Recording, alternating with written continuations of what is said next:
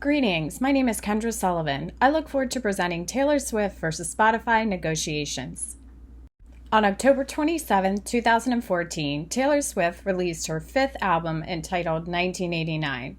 The record became an instant success, selling 1.287 million copies in the United States in its first week.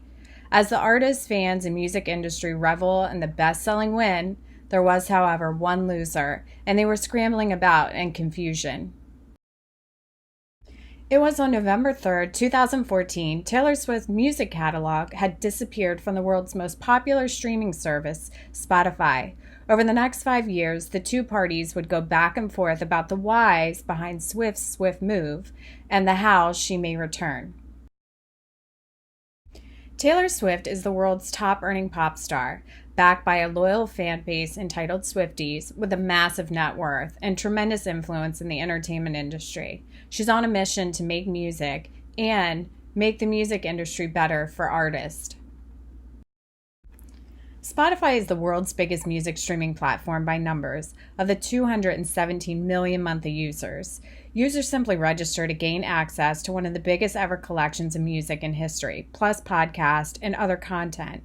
Founded in 2006, Daniel Ek and Martin Lorentzon sought to create a legal digital music platform to respond to growing challenges of online music piracy in the early 2000s. Spotify is established upon a two-tier system, Spotify Free and Spotify Premium. Spotify Free allows listeners to access free music with advertisement. Spotify Premium allows users for a fee to listen to stream music free of advertisement. Spotify Premium subscription royalty payout to artists is higher than the free tier royalty payout. It is for this reason, upon the release of 1989, Swift and her label Big Machine Records informed Spotify they only wanted premium users, paid subscribers, to have access to her music. The company would deny her request to keep her music from the ears of Spotify free users. In response, just a week following the release of 1989, Big Machine Records would demand Taylor Swift's entire catalog be removed from the streaming site. For a streaming platform whose successes rely heavily upon the ability to provide new music listeners crave, this came as a massive blow. Spotify would launch a social media campaign in efforts to recruit Swifties to entice a return to the streaming platform. Taylor Swift and her label, Big Machine Records, stood firm. As did Spotify. The company clarified its mission to help fans listen to music whenever and wherever they wanted, and that artists have an absolute right to be paid for their work and protected from piracy. Neither party would budge between the dates of November 3, 2014 to August 23, 2019. During this time, Spotify continued to stream music to users' phones, computers, or tablets, while Taylor Swift urged fans to download music or buy CDs. Taylor Swift believes her work of art and that of other artists is devalued due to free advertising-funded streaming. The ability to consume an artist's collection of work song by song reduces and threatens the intended listener experience. As Taylor fought to give back to her community and protect musicians' art value and means of survival, Spotify fought to build a new music economy as album sales declined 14%. And paid streaming subscriptions jumped 57%. Taylor Swift recognized her value in the industry. She knew she could call the shots. Instead of following fans to streaming platforms, she knew she could walk away and they would follow.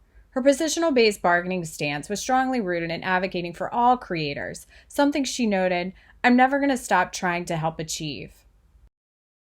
Spotify's interests were more diverse. They sought to provide fans music whenever and wherever they wanted. They too believe artists had an absolute right to be paid for their work, which is why nearly 70% of the company's revenue went back to the music community. Most importantly, Spotify was advocating for all creators, protecting their work from piracy. Despite varying interests, there are numerous and profound mutual benefits to gain in finding a resolution. Increased exposure, listeners, and money. Spotify lays claim to 42% of the global streaming market and 30% of total revenue generated by the record industry. Contributing her share of generated revenue in the record music industry, Taylor Swift has sold over 40 million albums. The powerhouses throughout the years of negotiation would reach impasse, and each party would be forced to pursue their best alternative to a negotiated agreement. Taylor Swift would sell her music on alternative platforms, while Spotify would continue to manage the platform's 40 million tracks. Taylor Swift set her up as a power player. She deployed the commander communications style, remaining goal-oriented and a fearless leader in the fight for artist compensation. Spotify CEO Daniel Ek went to Nashville many times to talk to Swift's team, and spent even more time explaining the business model and why streaming mattered. He utilized the Inspire communication style and attempts to share his creative vision for artists and fans alike, as well as the big picture of streaming. Although communication stalled for years, each party knew what they wanted, what they deserved, and remained confident in the pursuit of their respected desired outcomes. Spotify maintained they sought to make the platform the most artist-friendly music service possible. The company's goal was to grow a service which people loved, ultimately wanted to pay for, and which would provide the financial support to the music industry necessary to invest in new talent in music. Spotify offered hard numbers to back up their claims and efforts to show genuine intent that they've paid for the music rights. Taylor Swift declared music should not be free. She said music is art, and art is important and rare. Important rare things are valuable, and valuable things should be paid for. Taylor Swift's ability to walk away was a key to the negotiations for some time. The aggressive all-or-nothing approach allowed Taylor to stick to her guns, but in turn it created a sense of inflexibility for a resolution. As resolution loomed, the world of streaming grew in size and popularity.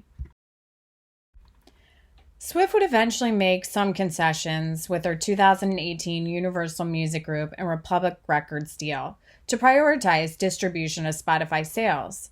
The groundbreaking record deal had an unprecedented provision. A portion of the profits from Spotify shares would be distributed to artists, non-recoupable.